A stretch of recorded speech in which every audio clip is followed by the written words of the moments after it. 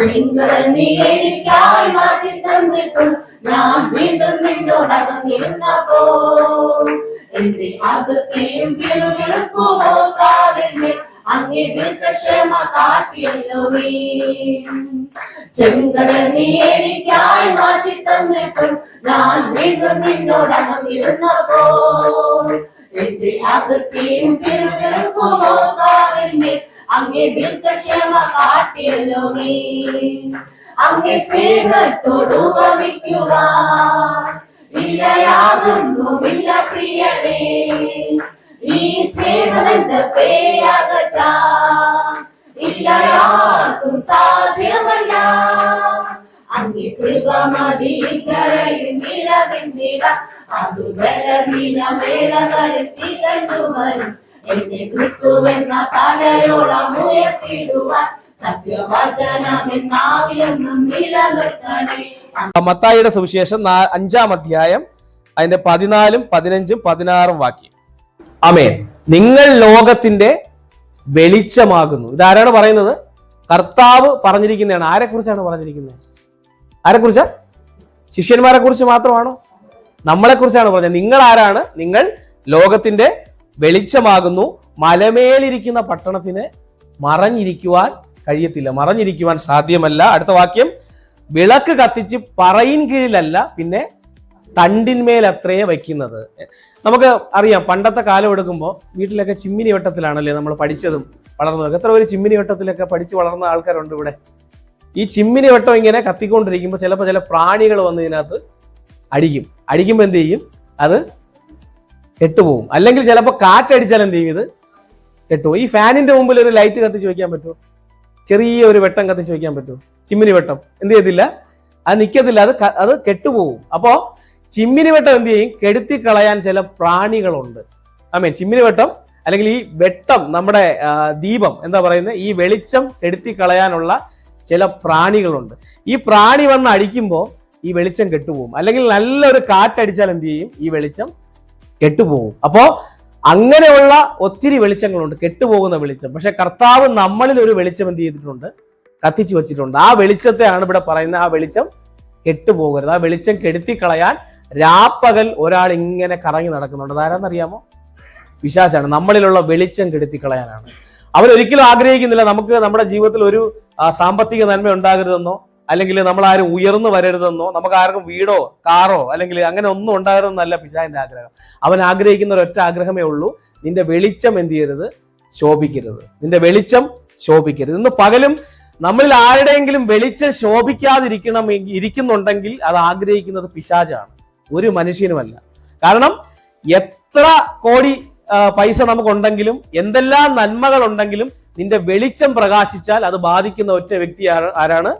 പിശാചാണ്. അവൻ ആഗ്രഹിക്കുന്നത് നിന്റെ വെളിച്ചം ഇന്ന് പകൽ പ്രകാശിക്കാതിരിക്കണമെന്നാണ്. അപ്പോ നമ്മൾ ആഗ്രഹിച്ച് പ്രാർത്ഥിക്കണം, കർത്താവേ എന്റെ വെളിച്ചം പ്രകാശിക്കണം ഈ വർഷം, ഞാൻ എഴുന്നേറ്റ് ഒരു പ്രകാശമായി മാറണം. വെളിച്ചം നമ്മളിൽ ഉണ്ടെങ്കിൽ ഒരിക്കലും ആരെങ്കിലും വെളിച്ചം, ഈ ചിമ്മിനി വെട്ടം അല്ലെങ്കിൽ ഏതെങ്കിലും വെളിച്ചം കത്തിച്ചിട്ട് ബക്കറ്റ് വെച്ച് മൂടി വെക്കുമോ? അത് കത്തിച്ചാൽ എന്ത് ചെയ്യും? നമ്മള് സ്ലാബിന്റെ മുകളിൽ വെക്കും, അല്ലെങ്കിൽ പണ്ട് പറയുന്ന കൈവരിയല്ലേ അതിന്റെ മുകളിൽ വെക്കും. അപ്പൊ ആ വീട്ടിലുള്ള എല്ലാവർക്കും വെളിച്ചം കൊടുക്കാം. വെളിച്ചത്തെ കുറിച്ച് ബൈബിൾ പറയുന്ന ഒരു കാര്യമുണ്ട്, കൊരിന്ത്യലേഖനത്തിൽ, വെളിച്ചം ഇരുളിലാണ് പ്രകാശിക്കുന്നത്. വെളിച്ചത്തിന്റെ ഏറ്റവും വലിയ പ്രത്യേകത അത് എവിടെ പ്രകാശിക്കും? ഇരുളിൽ പ്രകാശിക്കും. വെളിച്ചമുള്ളവരുടെ ഇടയിൽ പ്രകാശിച്ചാൽ അവന് വെളിച്ചം വേണമെന്നില്ല. നമ്മൾ ഒത്തിരി പേര് കൂടി നിൽക്കുന്നു, എല്ലാവരിലും വെളിച്ചമുണ്ട്. അപ്പൊ എന്നിൽ വെളിച്ചം ഇല്ലെങ്കിലും ഞാൻ എന്ത് ചെയ്യും? ചിലപ്പോൾ പ്രകാശിച്ചെന്നിരിക്കും. പക്ഷെ എന്റെ ഭവനത്തിലുള്ള ആരും പ്രകാശിക്കുന്നില്ല, ഒരു പക്ഷെ എന്റെ ഭാര്യ പ്രകാശിക്കുന്നില്ല, എന്റെ മക്കൾ പ്രകാശിക്കുന്നില്ല. അവിടെയാണ് ഞാൻ പ്രകാശിക്കേണ്ടത്. വെളിച്ചം എവിടെയാണ് പ്രകാശിക്കുന്നത്? ഇരുളിൽ പ്രകാശിക്കണം. നമ്മുടെ സഭയിൽ നമ്മൾ പ്രകാശിക്കണം, ലോകത്തിൽ നമ്മൾ പ്രകാശിക്കണം, നമ്മുടെ കുടുംബത്തിൽ നമ്മൾ പ്രകാശിക്കണം. നമ്മുടെ ഭർത്താവ് പ്രകാശിക്കാത്ത സ്ഥലത്ത് എന്ത് ചെയ്യണം? നമ്മൾ പ്രകാശിക്കണം. പല ഭാര്യമാരും പറയുന്ന ഒരു പരാതിയാണ്, എന്റെ ഭർത്താവ് കള്ളുകുടിച്ച് വന്നിട്ട് എന്നെ ചീത്ത വിളിയാണ് പാസ്റ്റർ, എന്നെ ഇടിയാണ്, എന്നെ ഒരു സമാധാനവും ഈ മനുഷ്യൻ എനിക്ക് തരുന്നില്ല, എന്റെ വീട്ടിൽ പോയാൽ എനിക്ക് പ്രാർത്ഥിക്കാൻ പറ്റുന്നില്ല. അവിടെയാണ് നമ്മൾ എന്ത് ചെയ്യേണ്ടത്? പ്രകാശിക്കേണ്ടത്. കാരണം ഭർത്താവ് ചീത്ത വിളിക്കുമ്പോൾ, ഭർത്താവ് ദേഷ്യപ്പെടുമ്പോൾ കെട്ടുപോകുന്ന പ്രകാശമാണെങ്കിൽ അത് പ്രകാശമല്ല. പിന്നെ എന്താണ്? മറ്റാരൊക്കെയോ പ്രകാശിച്ചതിന്റെ ചെറിയ ഒരു ഗ്ലേസിങ് നമ്മളിൽ ഉണ്ടെന്നേ ഉള്ളൂ, നമ്മളിൽ പ്രകാശമില്ല. പ്രകാശമുണ്ടെങ്കിൽ എന്ത് ചെയ്യും? ഭർത്താവ് ഡിസ്കറേജ് ചെയ്യുന്നിടത്ത് നിങ്ങൾ പ്രകാശിക്കും. ആമേൻ. ഭർത്താവ് തള്ളിക്കളയുന്നിടത്ത് നിങ്ങൾ പ്രകാശിക്കും. നിങ്ങളെ ആരും സപ്പോർട്ട് ചെയ്യാൻ ഇല്ലാത്തിടത്ത് എന്ത് ചെയ്യും? പ്രകാശിക്കും. അതാണ് പ്രകാശം. അവിടെ ഇരുളുള്ളിടത്താണ് പ്രകാശത്തിന് പ്രാധാന്യമുള്ളത്. ഇരുളില്ലെങ്കിൽ പ്രകാശത്തിന് ഒരു പ്രാധാന്യവും ഇല്ല. സ്വർഗത്തിൽ ചെല്ലുമ്പോൾ നമ്മൾ ആരും പ്രകാശിക്കേണ്ട കാര്യമില്ല. കാരണം അവിടെ പ്രകാശിക്കുന്ന ആരാണ്? കർത്താവ്, അല്ലെ? കർത്താവ് പ്രകാശിക്കുന്നത് കൊണ്ടാണ് നമ്മൾ പ്രകാശിക്കുന്നത്. ചന്ദ്രന് പ്രകാശമില്ല. ചന്ദ്രൻ എങ്ങനെയാ പ്രകാശിക്കുന്നതെന്ന് അറിയാമോ? സൂര്യന്റെ വെളിച്ചം, അല്ലെ? സൂര്യനിൽ നിന്ന് വരുന്ന ആ വെളിച്ചം ഏറ്റുകൊണ്ടാണ് ചന്ദ്രൻ രാത്രി കുറച്ച് പ്രകാശം തരുന്നത്. ചന്ദ്രന് പ്രകാശമില്ല. അപ്പൊ നമ്മൾ പ്രകാശമാണോ പ്രകാശമല്ലേ എന്ന്, നമ്മൾ വെളിച്ചമാണോ വെളിച്ചമല്ലേ എന്ന് തിരിച്ചറിയാൻ പറ്റുന്ന എപ്പോഴാണെന്ന് അറിയാമോ? നമുക്ക് ചുറ്റിലും അന്ധകാരമുള്ളപ്പോഴാണ്. അന്ധകാരത്തിന്റെ മധ്യത്തിലാണ് നമ്മൾ പ്രകാശിക്കേണ്ടത്. അന്ധകാരത്തിന്റെ മധ്യത്തിൽ എന്ത് ചെയ്തുകൊണ്ടിരിക്കണം? നമ്മൾ പ്രകാശിച്ചുകൊണ്ടേയിരിക്കണം. അന്ധകാരം ഉള്ളിടത്തോളം നമുക്ക് പ്രകാശമായിരിക്കാൻ പറ്റും. ആമേൻ. എത്ര പേര് അത് വിശ്വസിക്കുന്നുണ്ട്? ഇന്ന് പകലും നമ്മുടെ ദേശത്ത് അന്ധകാരം ഉണ്ടെങ്കിൽ ഒരു വലിയ ചാൻസ് ആണ്.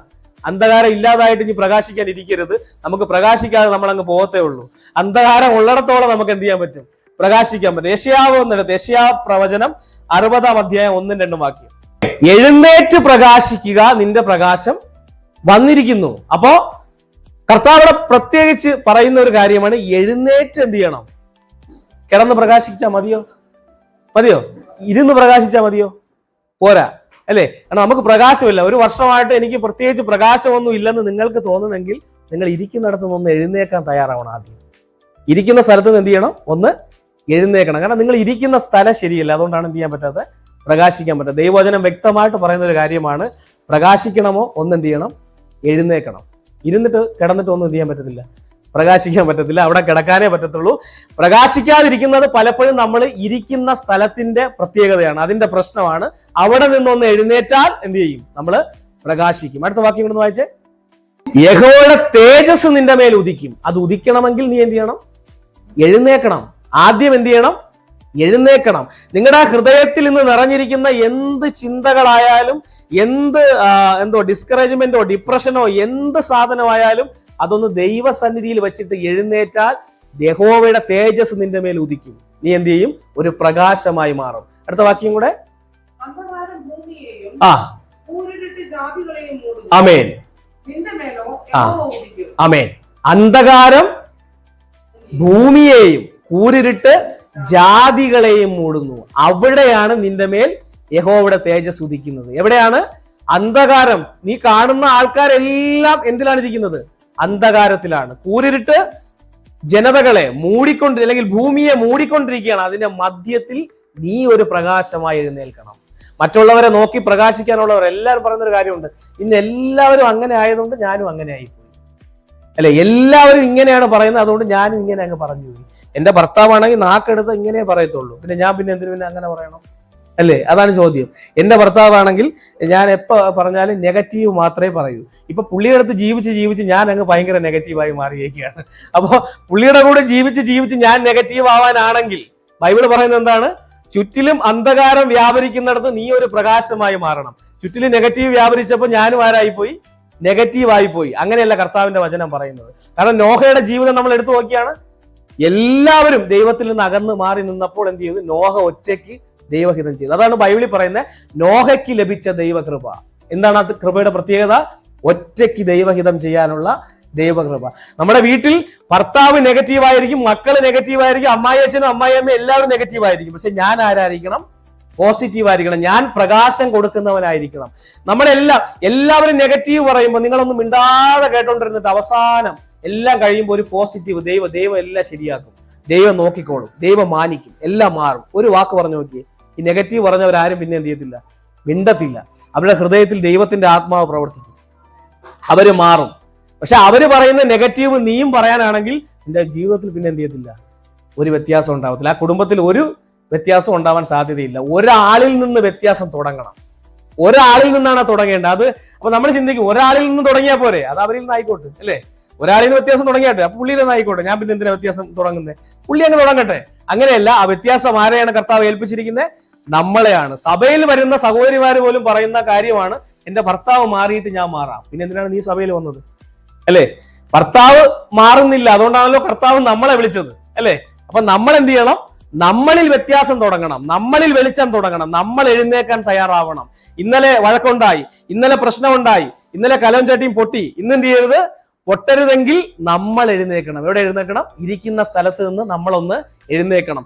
ചുറ്റിലും അന്ധകാരം ജനതകളെ മൂടിക്കൊണ്ടിരിക്കുകയാണ്. നമ്മുടെ ഭവനത്തിലുള്ളവരെ കൂരിട്ട് മൂടിക്കൊണ്ടിരിക്കുകയാണ്. അതിന്റെ മധ്യത്തിൽ യഹോവ നിന്റെ മേൽ ഉദിക്കും. അതിന്റെ മധ്യത്തിൽ യഹോവയുടെ തേജസ് നിന്റെ മേൽ വരും. നീ ഇരിക്കുന്ന സ്ഥലത്ത് നിന്ന് ഒന്ന് എഴുന്നേറ്റാൽ എന്ത് ചെയ്യും? ദൈവത്തിന്റെ തേജസ് നിന്റെ മേൽ പ്രകാശിക്കും. നീ ഒരു പ്രകാശമായി മാറും. ആമേൻ.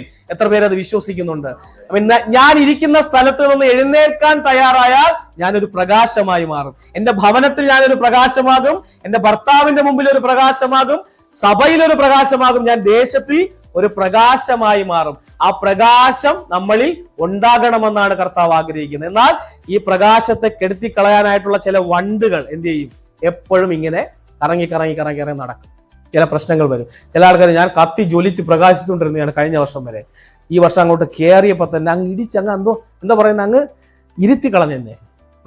വെട്ടി പ്രാർത്ഥിച്ച് അങ്ങ് ഇരുത്തി കളഞ്ഞു. അങ്ങനെയൊന്നും ഇരുത്താൻ ആർക്കും പറ്റത്തില്ല. നമ്മൾ ഇരിക്കണോ, നമ്മൾ ഒതുങ്ങണോ എന്ന് ആര് തീരുമാനിക്കണം? നമ്മൾ തീരുമാനിക്കണം. അല്ലാത്ത ഒരു ശക്തിക്ക് നമ്മളെ ഒതുക്കി കളയാൻ പറ്റത്തില്ല. ഒരു പൈശാചികനും നമ്മളെ ഒതുക്കാൻ പറ്റത്തില്ല.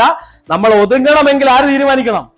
നമ്മൾ തീരുമാനിക്കണം. അല്ലാതെ ആരും നമ്മളെ ഒതുക്കത്തില്ല. ഒത്തിരി വണ്ടുകൾ വന്ന് അടിക്കും. ആ തിരി കെട്ടുപോകരുതെങ്കിൽ അതിനകത്ത് ഒരു കാര്യം വേണം. എന്ത് വേണമെന്നറിയാമോ? ഈ ചിമ്മിനി വെട്ടം കെടാൻ പോകുന്ന ഒരു വെട്ടമാണെങ്കിൽ ഒരു വണ്ട് വന്ന് ജസ്റ്റ് ഒന്ന് ടച്ച് ചെയ്താൽ തന്നെ അതെന്ത് ചെയ്യും? ചിലപ്പോ കെട്ടുപോകും. ചെറിയൊരു കാറ്റടിച്ചാൽ അത് കെട്ടുപോകും. പക്ഷെ അത് കെടാതിരിക്കണമെങ്കിൽ എന്ത് വേണം? കത്തി ജ്വലിക്കുന്ന ഒരു വെട്ടത്തിലാണ്, ഒരു വെളിച്ചത്തിലാണ്, ഒരു തീയിലാണ് വണ്ട് വന്ന് അടിക്കുന്നെങ്കിൽ ആ വണ്ട് എന്ത് ചെയ്യും? കരിഞ്ഞു പോകും. അല്ലേ? കത്തി ജ്വലിക്കുന്ന ഒരു അഗ്നിയിൽ ഒരു വണ്ട് വന്ന് അടിച്ചാൽ ആ വണ്ട് കരിഞ്ഞു പോകും. തീക്കൊന്നും പറ്റത്തില്ല. പക്ഷെ കെടാൻ തയ്യാറായി, ഞാൻ ഇപ്പൊ കിടണോ, ഇന്ന് കിടണോ, നാളെ കിടണോ, മറ്റന്നാൾ കിടണോ എന്ന് ഇങ്ങനെ ആലോചിച്ചുകൊണ്ടിരിക്കുന്ന ഒരു വിളക്കാണെങ്കിൽ ഒരു വണ്ട് അതിന്റെ അയലത്തൂടെ പോയാൽ മതി, എന്ത് ചെയ്യും? കെട്ടുപോകും. കാരണം കെടാൻ വേണ്ടി ഇങ്ങനെ ഇരിക്കുകയാണ്. പിന്നെ വണ്ട് വരണമൊന്നുമില്ല, ചെറിയൊരു കാറ്റെങ്ങാനും വന്നാൽ മതി, അതെന്ത് ചെയ്യും? കെട്ടുപോകും. അപ്പോ കെടാതിരിക്കണമെങ്കിൽ എന്ത് ചെയ്യണം? നമ്മൾ ജ്വലിച്ച് പ്രകാശിക്കണം. യോഹന്നാനെ കുറിച്ച് കർത്താവ് പറഞ്ഞ എന്താണ്? അവൻ ജ്വലിച്ച് പ്രകാശിക്കുന്ന ഒരു വിളക്കായിരുന്നു. അവൻ ജ്വലിച്ച് പ്രകാശിക്കുന്ന ഒരു വിളക്കായിരുന്നു. നമ്മൾ ജ്വലിച്ച് പ്രകാശിക്കണം. ജ്വലിച്ച് പ്രകാശിക്കണമെങ്കിൽ എന്ത് ചെയ്യണം? ചിമ്മിനി വട്ടത്തിൽ എന്ത് ചെയ്യണം? വെറുതെ തിരിയിട്ടങ്ങ് കത്തിച്ചാൽ മതിയോ? ആ എണ്ണ അങ്ങോട്ട് ഒഴിച്ചു കൊടുക്കണം. എണ്ണ ഒഴിച്ചാലേ ആ വിളക്ക് എന്ത് ചെയ്യത്തുള്ളൂ? പ്രകാശിക്കത്തുള്ളൂ. ഒരു വാക്യം ഒന്ന് വായിക്കാമോ? എക്സോഡസ് പുറപ്പാട് പുസ്തകം 27-ാം അധ്യായം 20-21 വാക്യം. വിളക്ക് കെടാതെ നിരന്തരം കത്തണമെങ്കിൽ എന്ത് ചെയ്യണം? ഇടിച്ചെടുത്ത ഒലിവെണ്ണ ഇസ്രായേൽ മക്കൾ കൊണ്ടുവരണം. എന്താണ് ഈ എണ്ണ എന്നറിയാമോ? പരിശുദ്ധാത്മാവാണ് എണ്ണ. ആ പരിശുദ്ധാത്മാവിനെ നമ്മൾ നിരന്തരം പകർന്നുകൊണ്ടേയിരിക്കണം. ദൈവത്തിന്റെ ആത്മാവ് നമ്മളിലേക്ക് പകരപ്പെട്ടുകൊണ്ടേയിരിക്കണം. അങ്ങനെ ഇരുന്നാൽ എന്ത് ചെയ്യത്തില്ല? നമ്മുടെ വിളക്ക് കെട്ടുപോകുകയില്ല. ആ പരിശുദ്ധാത്മാവ് ഇല്ലാത്ത വിളക്ക് എന്ത് ചെയ്യും? കെട്ടുപോകും. ഒരാൾ വന്ന് കൊഞ്ഞനം കുത്തിയാൽ നമ്മൾ എന്ത് ചെയ്യും? നമ്മുടെ കൺട്രോൾ എല്ലാ സാക്ഷ്യവും പോകും. അല്ലെ? അപ്പൊ എന്നെ നോക്കി ഇങ്ങനെ പറഞ്ഞു, അല്ലെ? ആ വാക്ക് അവൻ പറഞ്ഞു. ചില സ്ഥലത്തൊക്കെ പറഞ്ഞു, ഞാൻ ഏറ്റവും സപ്പോർട്ട് ചെയ്ത വ്യക്തിയായിരുന്നു, ആ വ്യക്തി എനിക്കെതിരെ ഒട്ടും പ്രതീക്ഷിക്കാത്ത സാഹചര്യത്തിൽ എഴുന്നേറ്റ് ആ വാക്ക് പറഞ്ഞപ്പോൾ ഞാൻ എന്ത് ചെയ്തു? തകർന്നു പോയി. അവൻ അത് തന്നെ പറയും. കാരണം ദൈവം അത് അനുവദിക്കും. കാരണം നീ ദൈവത്തിലാണോ ആശ്രയിക്കുന്നതെന്ന് അറിയണമെങ്കിൽ എന്ത് ചെയ്യണം? അവൻ അത് പറയണം. ബൈബിളിൽ പറയുന്ന ഒരു വാക്യം ഈ പുറപ്പാട് പുസ്തകത്തിൽ തന്നെ ഉണ്ട്. എന്താണ്? നിന്നെ താഴ്ത്തി പരിശോധിച്ച് നിന്റെ ഉള്ളിലുള്ളത് കർത്താവ് എന്ത് ചെയ്യും? വെളിയിൽ കൊണ്ടുവരും. നമ്മുടെ ഹൃദയത്തിൽ ഇരിക്കുന്ന പലതും നമുക്കറിയത്തില്ല. ആദ്യം നോക്കുമ്പോൾ ഞാൻ പൗഡറൊക്കെ ഇട്ട് ഇവിടെ നിൽക്കുമ്പോൾ നിങ്ങളെല്ലാവരും വിചാരിക്കുന്നത് ഞാൻ നല്ല മനുഷ്യനാണെന്ന്. പക്ഷേ ഞാൻ തന്നെ എന്നെ അറിയുന്ന എപ്പോഴാണെന്ന് അറിയാമോ? കർത്താവ് എന്നെ താഴ്ത്തി പരിശോധിക്കുമ്പോഴാണ്. ദൈവം എന്നെ ഒന്ന് താഴ്ത്തി പരിശോധിക്കുമ്പോൾ എന്റെ ഹൃദയത്തിൽ ഇരിക്കുന്നത് ഇങ്ങ് വെളിയിൽ വരും. അപ്പോഴാണ് ഞാൻ അറിയുന്നത് ഇത് എന്റെ ഹൃദയത്തിൽ ഉണ്ടായിരുന്നു. അതുവരെ എനിക്ക് പോലും അറിയത്തില്ല. കർത്താവിനെ അത് അറിയത്തുള്ളൂ. അതാ ബൈബിളിൽ പറയുന്നത്, കർത്താവ് സർവ്വജ്ഞാനിയാണ്. ദൈവത്തിനെ അറിയുള്ളൂ എന്റെ ഹൃദയത്തിൽ എന്താണെന്ന്. അത് വെളിയിൽ വരുന്ന എപ്പോഴാണ്? കർത്താവ് എന്നെ ഒന്ന് താഴ്ത്തി പരിശോധിക്കുമ്പോഴാണ്. അപ്പോ കർത്താവ് ഇങ്ങനെയുള്ള ചില സാഹചര്യങ്ങളിലൂടെ നമ്മളെ ഒന്ന് കടത്തിവിടും. ഏതാണ്? നമ്മളെ ഒട്ടും പ്രതീക്ഷിക്കാത്ത ഒരാൾ നമുക്കെതിരെ എഴുന്നേറ്റ് പാരവയ്ക്കും. നമ്മൾ ഒട്ടും പ്രതീക്ഷിക്കാത്ത വാക്ക് ആ ആള് പറയും. നമ്മൾ വിചാരിക്കും എന്റെ ഏറ്റവും വലിയ പോസിറ്റീവ് ഇതാണ്, അല്ലെ? ചിലപ്പോൾ വിചാരിക്കും എന്റെ ഏറ്റവും വലിയ പോസിറ്റീവ് ഇതാണ്, എനിക്ക് ഭയങ്കര കരുണയുള്ള ഒരു വ്യക്തിയാണ്. അപ്പോൾ ഒരാളെ നമ്മുടെ അടുത്ത് പറയാണ് കണ്ണിച്ചോര ഇല്ലാത്തവൻ എന്ന് പറഞ്ഞാൽ എന്ത് ചെയ്യും? നമ്മൾ അങ്ങ് തകർന്നു പോകും. കാരണം നമ്മൾ അതിലാണ് പിടിച്ചിരുന്നത്. എന്റെ ഏറ്റവും പോസിറ്റീവാണ് കരുണയുള്ളവൻ. അപ്പൊ കണ്ണിച്ചോര ഇല്ലാത്തവൻ എന്ന് വിളിച്ചപ്പോൾ നമ്മൾ തകർന്നു പോയി. അത് തന്നെ വിളിക്കും. എന്തുകൊണ്ടാണെന്ന് അറിയാമോ? അത് വിളിച്ചാലേ നമ്മുടെ ഉള്ളിലുള്ളത് വെളിയിൽ വരുള്ളൂ. നമ്മൾ തകരത്തുള്ളൂ. അപ്പൊ ഈ ചെറിയ പ്രാണികളൊക്കെ ഇങ്ങനെ പറന്നു പോകുമ്പോൾ പരിശുദ്ധാത്മാവിൽ നിറഞ്ഞല്ല നമ്മൾ നിൽക്കുന്നതെങ്കിൽ നമ്മുടെ വെളിച്ചം അതോടെ എന്ത് ചെയ്യും? കെട്ടുപോകും. പിന്നെ പ്രകാശം കൊടുക്കുന്നത് നിന്നുപോകും. നമ്മുടെ ഭവനത്തിൽ പോലും പ്രകാശമായിരുന്ന നമ്മൾ എന്ത് ചെയ്യുമെന്നറിയാമോ?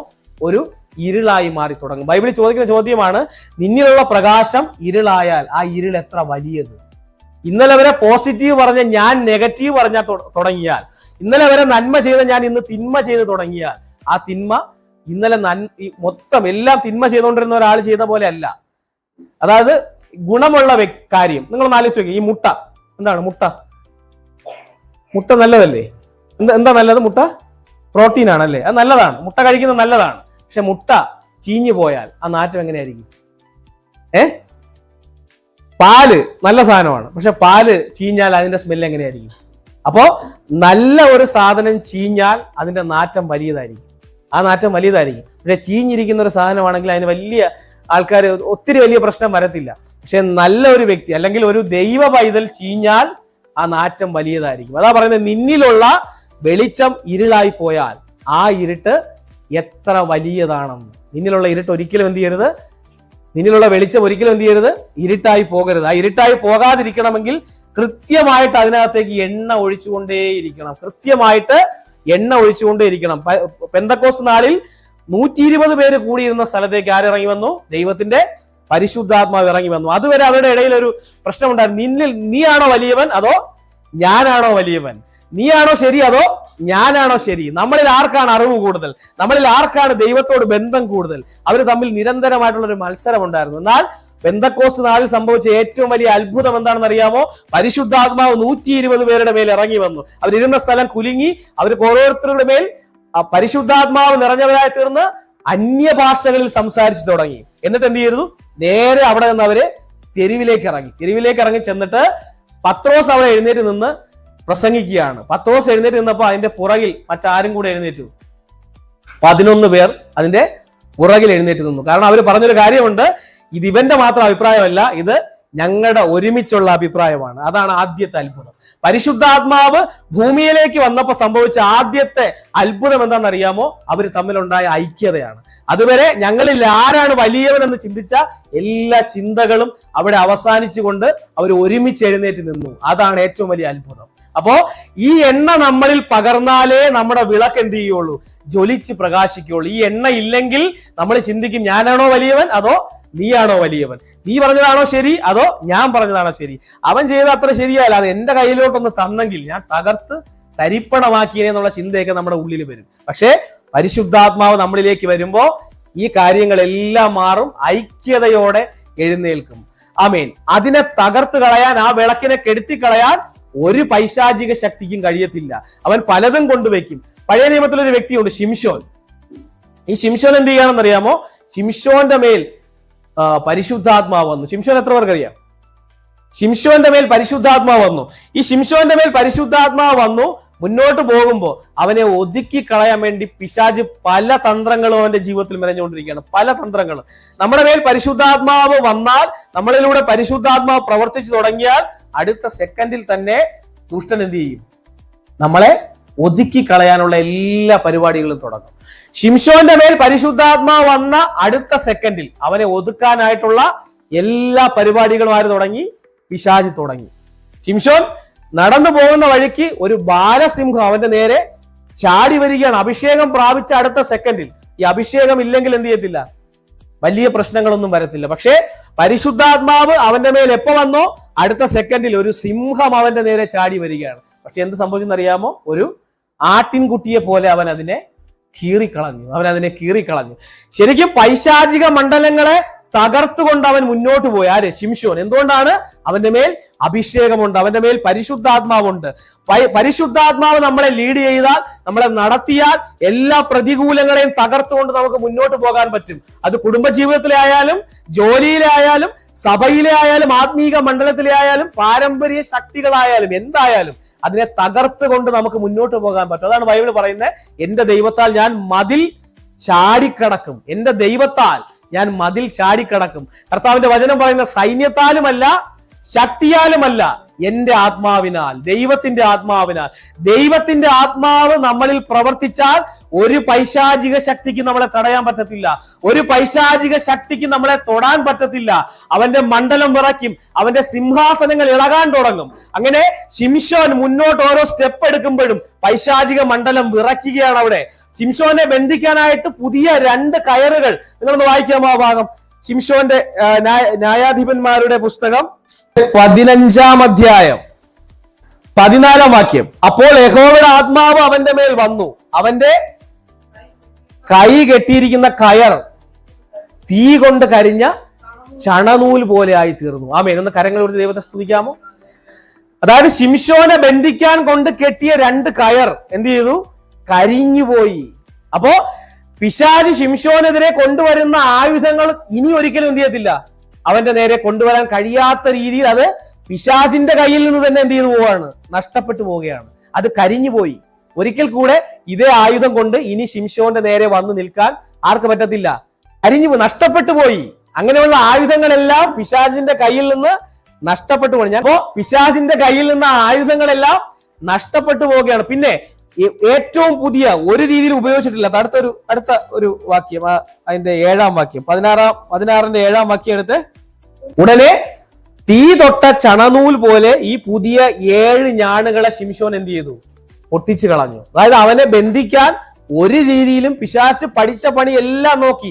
പൈശാചിക മണ്ഡലം പറയുകയാണ്, ശിംശോനെ പോലെ പലരെയും ഞങ്ങൾ കണ്ടിട്ടുണ്ട്, പലരെയും ഞങ്ങൾ എന്ത് ചെയ്തിട്ടുണ്ട്? ഒതുക്കിയിട്ടുണ്ട്. പക്ഷെ ശിംശോനെ ഒതുക്കാൻ ഞങ്ങൾക്ക് കഴിയുന്നില്ല. അവന് നേരെ എന്ത് കൊണ്ടു ചെന്നാലും അതിനെല്ലാം അവൻ തകർത്ത് കളയുകയാണ്. പുതിയ 2 കയറുകൊണ്ട് അവനെ ബന്ധിച്ചു. പക്ഷെ ആ 2 കയറും എന്ത് ചെയ്തു? കരിഞ്ഞുപോയി. പിന്നെ ഇവിടെ 7 ഞാൻ കൊണ്ട് അവനെ ബന്ധിച്ചു, അതും എന്ത് ചെയ്തു പോയി? കരിഞ്ഞുപോയി. അടുത്ത 11-ാം വാക്യത്തിൽ, അതിന്റെ 12-ാം വാക്യം, 11-ാം വാക്യം വായിച്ചേ നോക്കിയേ. പുതിയ കയർ കൊണ്ട് അവനെ ബന്ധിച്ചു നോക്കി. അടുത്ത വാക്യം, അതിന്റെ 12-ാം വാക്യം ലാസ്റ്റ്, അവനോ ഒരു നൂൽ പോലെ തന്റെ കൈമേൽ നിന്ന് അത് പൊട്ടിച്ചു കളഞ്ഞു. അടുത്ത നൂൽപാവിൽ ചേർത്ത് 7 ജട നെയ്തു. എന്നിട്ട് എന്ത് സംഭവിച്ചെന്ന് അറിയാമോ? 14-ാം വാക്യത്തിൽ ലാസ്റ്റ്, നെയ്ത്തു തടിയുടെ കുറ്റിയും പാവും പറിച്ചെടുത്ത് കളഞ്ഞു. ആര്? ശിംശോൻ. നെയ്ത്തു തടിയുടെ കുറ്റിയും പാവും കൂടെ അവൻ പറിച്ചെടുത്ത് കളഞ്ഞു. അതായത് ശിംശോനെ ഒതുക്കാൻ പൈശാചിക മണ്ഡലം പഠിച്ച പണി എല്ലാം നോക്കി. പക്ഷെ ശിംശോനെ ഒതുക്കാൻ എന്ത് ചെയ്യുന്നില്ല? അവർക്ക് കഴിയുന്നില്ല. ശിംശോൻ മുന്നോട്ട് പോയിക്കൊണ്ടിരിക്കുകയാണ്. നിങ്ങളൊന്ന് ചിന്തിച്ചു നോക്കണം. ശിംശോൻ ഓരോ സ്റ്റെപ്പ് മുന്നോട്ട് വെക്കുമ്പോ പൈശാചിക മണ്ഡലമാണ് അവിടെ തകർന്നുകൊണ്ടിരിക്കുന്നത്. പൈശാചികന്റെ സിംഹാസനം എന്ത് ചെയ്തുകൊണ്ടിരിക്കുകയാണ്? ഇളകിക്കൊണ്ടിരിക്കുകയാണ്. വെളിപ്പാട് പുസ്തകത്തിൽ ഒരു വാക്യമുണ്ട്, പിശാചിന്റെ സിംഹാസനമുള്ള ഇടത്ത് തന്നെ നിന്റെ സഭ ഇരിക്കുന്നു. എവിടെയാണ് ഇരിക്കുന്നത്? പിശാചിന്റെ സിംഹാസനമുള്ള സ്ഥലത്താണ് നിന്റെ സഭ ഇരിക്കുന്നത്.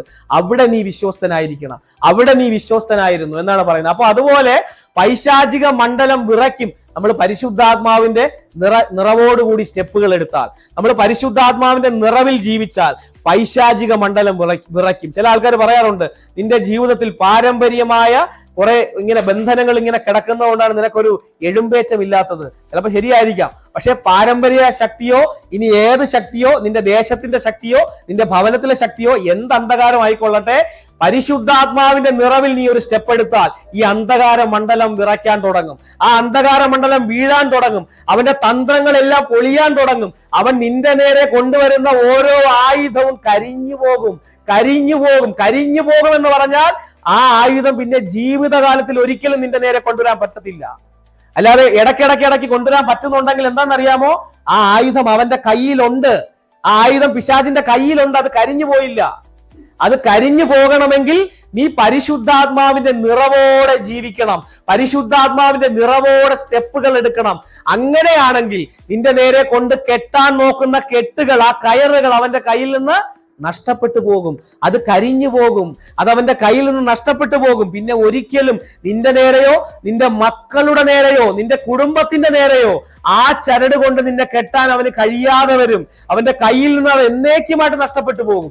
ആ രീതിയിൽ പ്രാർത്ഥനയോടെ ചില സ്റ്റെപ്പുകൾ എടുത്താൽ, പരിശുദ്ധാത്മാവിന്റെ നിറവോടെ ചില സ്റ്റെപ്പുകൾ എടുത്താൽ ഒരിക്കലും പൈശാചികന് നിന്നെ തൊടാൻ കഴിയത്തില്ല.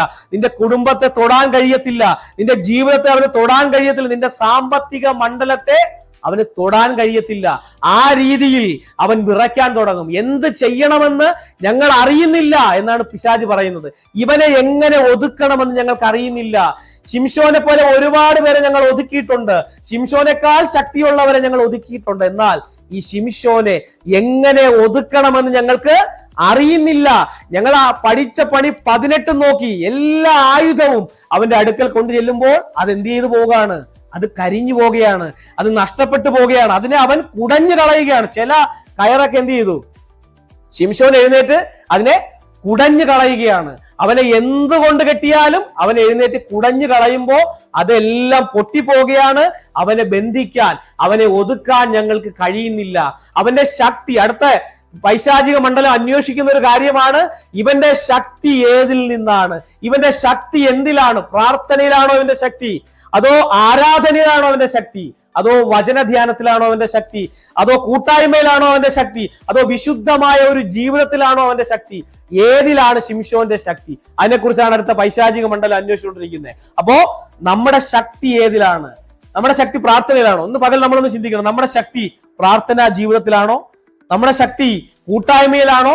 നമ്മുടെ ശക്തി അതോ ദൈവവചനത്തിന്റെ ധ്യാനത്തിലാണോ? നിങ്ങൾ ഇല്ലെങ്കിൽ ഇന്ന് പകലും പിശാച് നമ്മളെ കുറിച്ച് നോക്കുകയാണ്. എന്തിലാണ് അവന്റെ ശക്തി? വിശുദ്ധ ജീവിതത്തിലാണോ അവന്റെ ശക്തി? അതോ പ്രാർത്ഥനയിലാണോ അവന്റെ ശക്തി? കൂട്ടായ്മയിലാണോ ശക്തി? ഈ ശക്തിയെ കുറിച്ച് അവൻ അന്വേഷിച്ചുകൊണ്ടിരിക്കും. എന്തിനാണെന്നറിയാമോ? ആ ശക്തി കട്ട് ചെയ്ത് കളഞ്ഞാൽ, ഏതിലാണ് അവന്റെ ശക്തി, അവിടെ ഒരു പണി കൊടുത്താൽ അവനെ എന്ത് ചെയ്യാം? ഒതുക്കാം. ഇതാണ് ആരെ ചിന്തിക്കുന്നത്? പിശാച് ചിന്തിക്കുന്നത്. ഏതിലാണ് അവന്റെ ശക്തിയോ അതിനെ ഒന്ന് കട്ട് ചെയ്താൽ ഇവനെ ഒതുക്കാൻ പറ്റും. അതുകൊണ്ടാണ് പിശാചിന്റെ ഏജന്റുമാര് ദലീലയുടെ അടുക്കൽ പോയി. ദലീല ഈ ശിംശോനുമായിട്ട് ഒരു സ്നേഹബന്ധത്തിലൊക്കെ ആയി, ദലീലയായിട്ട് നല്ല അടുപ്പത്തിലായി. അപ്പൊ ദലീലയുടെ അടുത്ത് പോയിട്ട് ഫെലിസ്തീയ പ്രഭുക്കന്മാരാണ് ചെന്നത്. ആരാണ് ചെന്നത്? ഫെലിസ്തീയ ദേശത്തിന്റെ പ്രഭുക്കന്മാര്. അവർ ചെന്ന് പറയുകയാണ്, ഞങ്ങളിൽ ഓരോരുത്തൻ 1100 വെള്ളി കാശ് വെച്ച് നിനക്ക് തരാം. നീ എന്ത് ചെയ്യണം? അവനെ ഒന്ന് വശീകരിക്കണം. ആരെ വശീകരിക്കണം? ശിംശോനെ ഒന്ന് വശീകരിക്കണം. വശീകരിച്ചിട്ട് ഒരൊറ്റ കാര്യം നീ ചെയ്താൽ മതി, അവന്റെ ഈ ശക്തി ഏതിൽ നിന്നാണെന്ന് നീ ഒന്ന് അറിയണം. വേറെ ഒന്നും ചെയ്യണ്ട. അവന്റെ ശക്തി ഏതിൽ നിന്നാണെന്ന് നീ ഒന്ന് മനസ്സിലാക്കണം. അത് ഞങ്ങളോട് പറഞ്ഞു തന്നാൽ മതി. കാരണം അവനെ ഒതുക്കാൻ ഞങ്ങൾ കഴിയുന്നില്ല. എല്ലാവരെയും ഞങ്ങൾ ഒതുക്കി, ഇനി ഇവൻ മാത്രമേ ഉള്ളൂ. ഇവനെ തൊടാൻ ഞങ്ങൾക്ക് പറ്റുന്നില്ല. അവന്റെ മുമ്പിൽ കൊണ്ടുചെല്ലുന്ന എല്ലാ ആയുധങ്ങളും നഷ്ടപ്പെട്ടു പോവാണ്, എല്ലാം കരിഞ്ഞു പോവുകയാണ്. ഞങ്ങൾ പരാജയപ്പെട്ടു പോവുകയാണ്. ഈ ദേശത്തിലെ പൈശാചികന്റെ ശക്തികളെല്ലാം ക്ഷയിച്ചുകൊണ്ടിരിക്കുകയാണ്. പൈശാചികന്റെ സിംഹാസനം ഇളകിക്കൊണ്ടിരിക്കുകയാണ്. അവനെ തൊടാൻ പറ്റുന്നില്ല.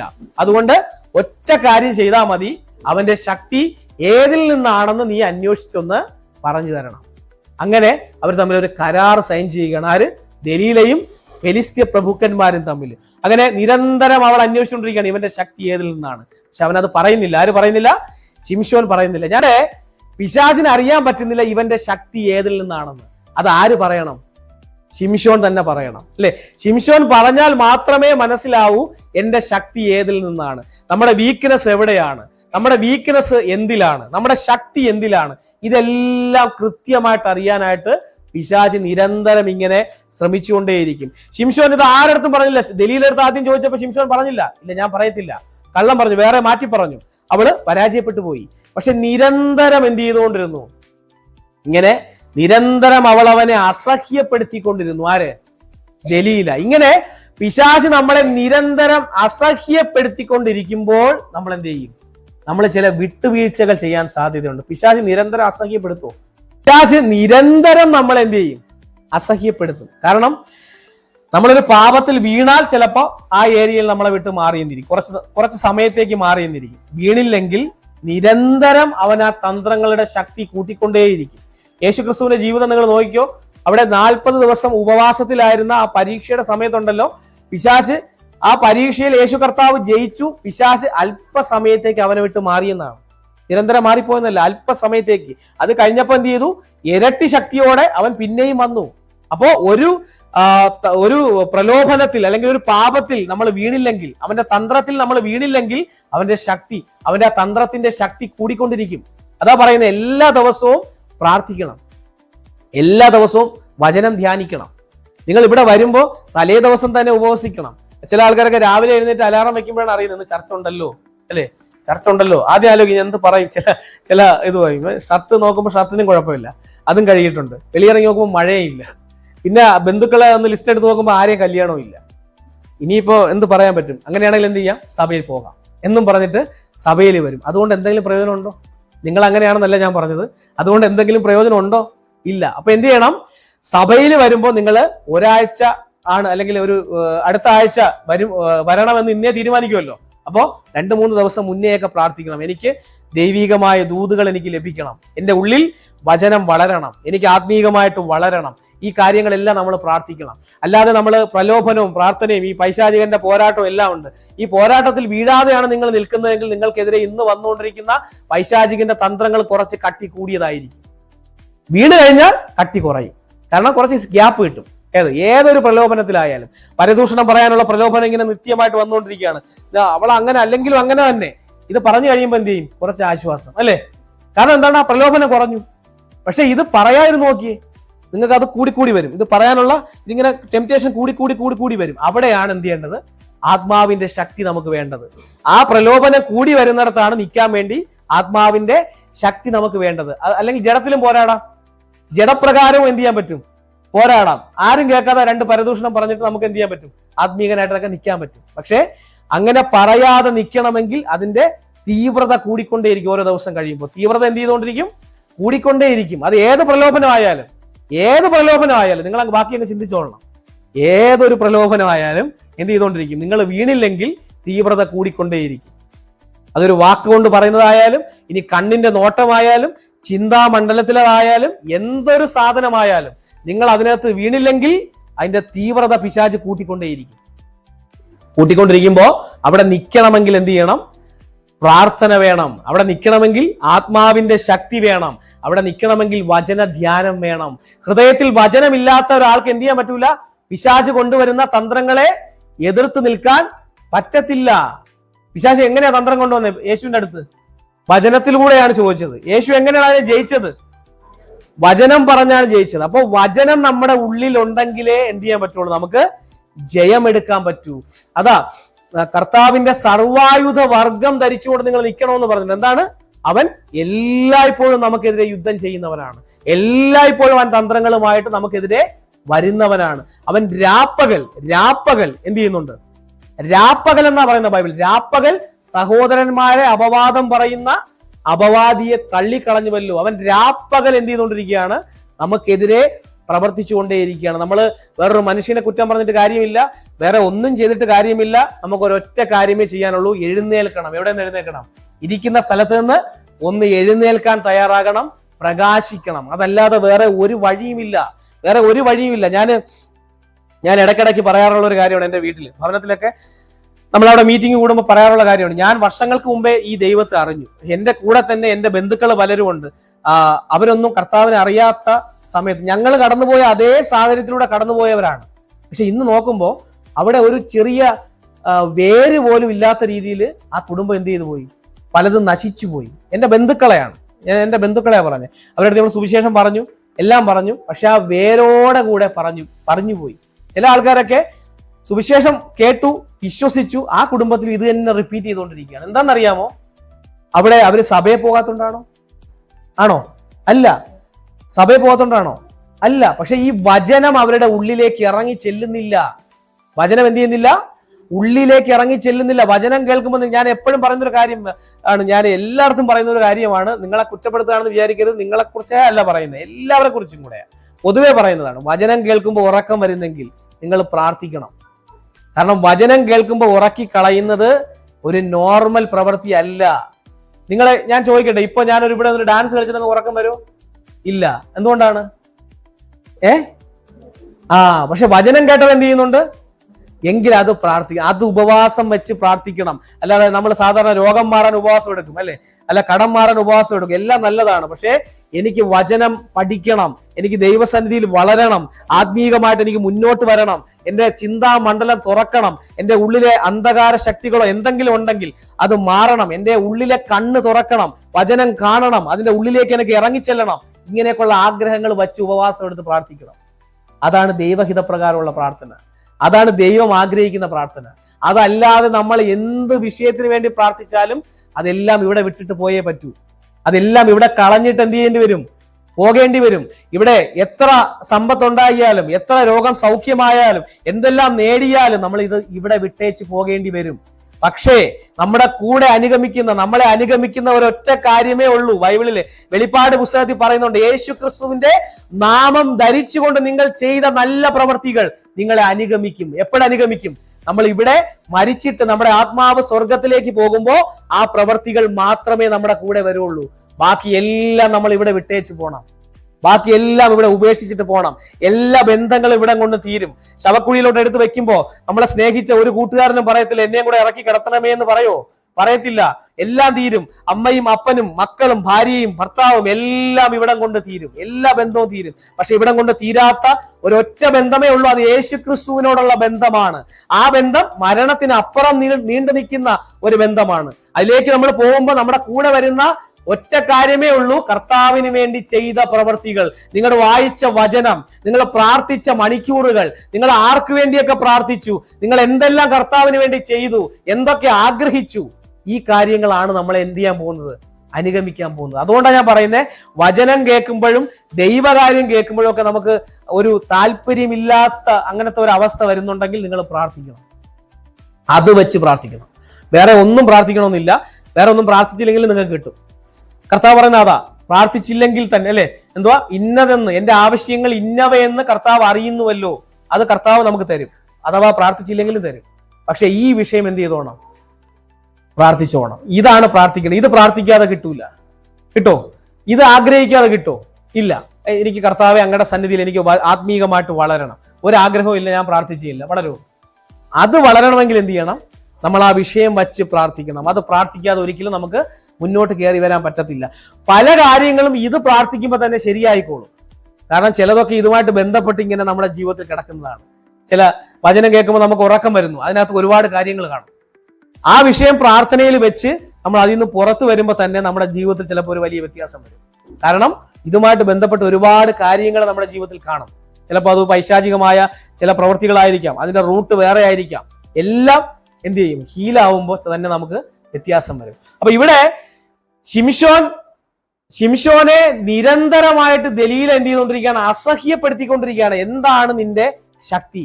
അവസാനം ഒരു രക്ഷയുമില്ലാതെ വന്നപ്പോൾ അവൻ അത് പറഞ്ഞു. എന്താണ് ശക്തി എന്ന് വായിക്കാമോ? വാക്യം ന്യായാധിപന്മാർ 16-ാം അധ്യായത്തിന്റെ 16-ഉം 17-ഉം വാക്യം. ഇങ്ങനെ അവൾ അവനെ നിരന്തരം ബുദ്ധിമുട്ടിച്ച് അസഹ്യപ്പെടുത്തി അവൻ മരിക്കാൻ തക്കവണ്ണം വ്യസനപരവശനായി തീർന്നു.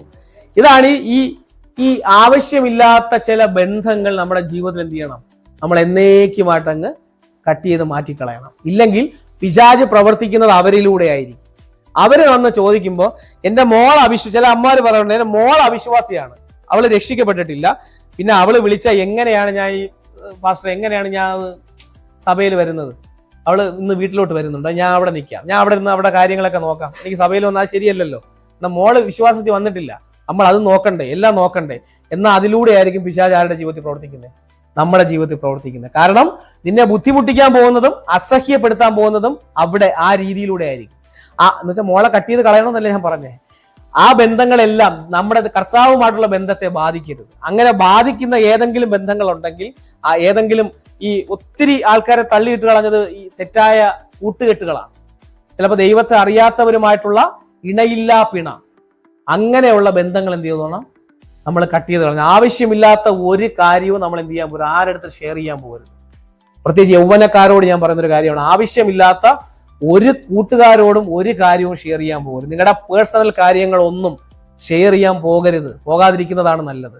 അങ്ങനെ പോയാൽ അവിടെ എല്ലാം അത് അവർ മുതലെടുത്തിരിക്കും, അതിനകത്ത് ഒരു സംശയവുമില്ല. ആരും നമ്മുടെ നന്മയ്ക്ക് വേണ്ടി ജീവിക്കുന്നവരല്ല. അവരെല്ലാം ജീവിക്കുന്നത് എന്തുകൊണ്ടാണ്? അവര് ദൈവത്തെ അറിയാത്ത ഒരാൾ, ചില ആൾക്കാര് പെന്തക്കോസ്തുകാർ പോലും അഭിപ്രായം ചോദിക്കാൻ പോകുന്ന ആരോടാണ്? ദൈവത്തെ അറിയാത്തവരടുത്താണ്. ദൈവത്തെ അറിയാത്തവർ നമുക്ക് എന്ത് അഭിപ്രായം പറഞ്ഞു തരും? എന്തോ നല്ല മാർഗനിർദ്ദേശങ്ങൾ തരാൻ അവർക്ക് പറ്റുമോ? അവര് ജീവിക്കുന്നത് ആരുടെ നിയന്ത്രണത്തിലാണ്? പിശാചിന്റെ നിയന്ത്രണത്തിലാണ്. അവർക്ക് ദൈവവചനം ലഭിച്ചിട്ടില്ല, അവരുടെ ഉള്ളിൽ പരിശുദ്ധാത്മാവില്ല. അപ്പൊ അവർക്ക് എങ്ങനെ സ്വർഗം കാണാൻ പറ്റും? ദൈവീക നന്മകൾ എങ്ങനെ കാണാൻ പറ്റും? ഇതൊന്നും അവർക്ക് കാണാൻ പറ്റുന്നില്ല. അവരെങ്ങനെയാണ് നമുക്ക് നല്ല മാർഗനിർദ്ദേശങ്ങൾ അവർ തരുന്നത്? ഒരിക്കലും തരാൻ പറ്റത്തില്ല. അപ്പൊ അതുകൊണ്ട് അങ്ങനെയുള്ളവരടുത്ത് നമ്മൾ ബന്ധങ്ങൾ വയ്ക്കാൻ പോകരുത്. ബന്ധം എല്ലാവരുമായിട്ടും വേണം, പക്ഷെ നല്ല ബന്ധങ്ങളായിരിക്കണം. അല്ലാത്ത ഒരു ബന്ധം എന്ത് ചെയ്യരുത്, നമ്മുടെ ജീവിതത്തിൽ ഉണ്ടാകരുത്. ഓക്കെ, അങ്ങനെ ബാക്കി വായിച്ചേ. ആ ഓക്കെ, അങ്ങനെ പരവശനായി തീർന്നിട്ട് തന്റെ ഉള്ളം മുഴുവനും അവൻ എന്ത് ചെയ്തു, അവളെ അറിയിച്ചു. ആ ആ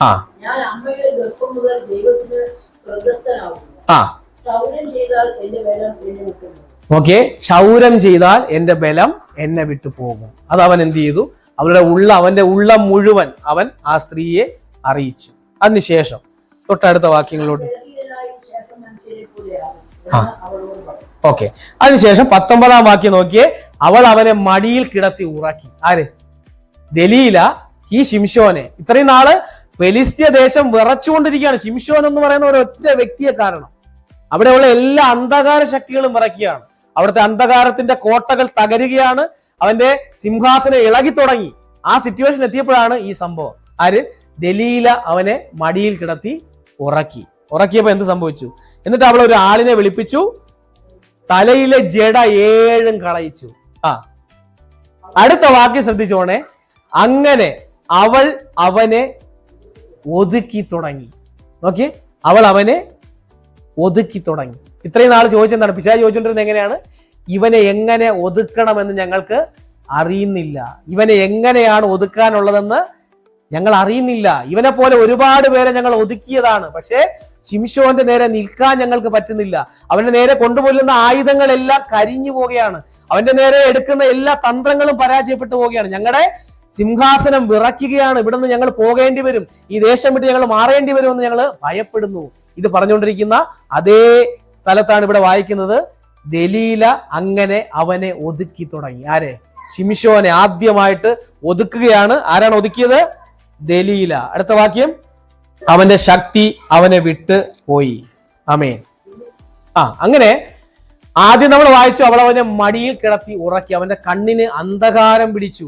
നേരത്തെ പറഞ്ഞു, പ്രതിയോഗിയായ പിശാച് അലറുന്ന സിംഹം പോലെ ആരെ വിഴുങ്ങേണ്ടുവെന്ന് അലഞ്ഞു ചുറ്റി നടക്കുകയാണ്.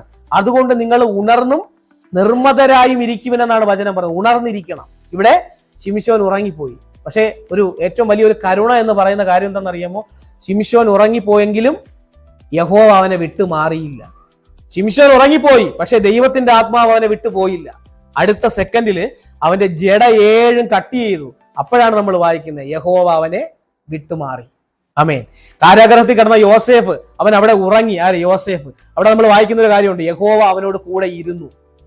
അപ്പൊ ഉറങ്ങുമ്പോഴും നമ്മൾ വായിക്കുന്ന ഇസ്രായേലിന്റെ പരിപാലകൻ ഉറങ്ങുകയുമില്ല, മയങ്ങുകയുമില്ല. നമ്മൾ ഉറങ്ങിപ്പോയി, ശിംശോൻ ഉറങ്ങിപ്പോയി. അവനോട് ഉണർന്നിരുന്ന് പ്രാർത്ഥിക്കാനുള്ളവനാണ്, അവൻ ഉറങ്ങിപ്പോയി.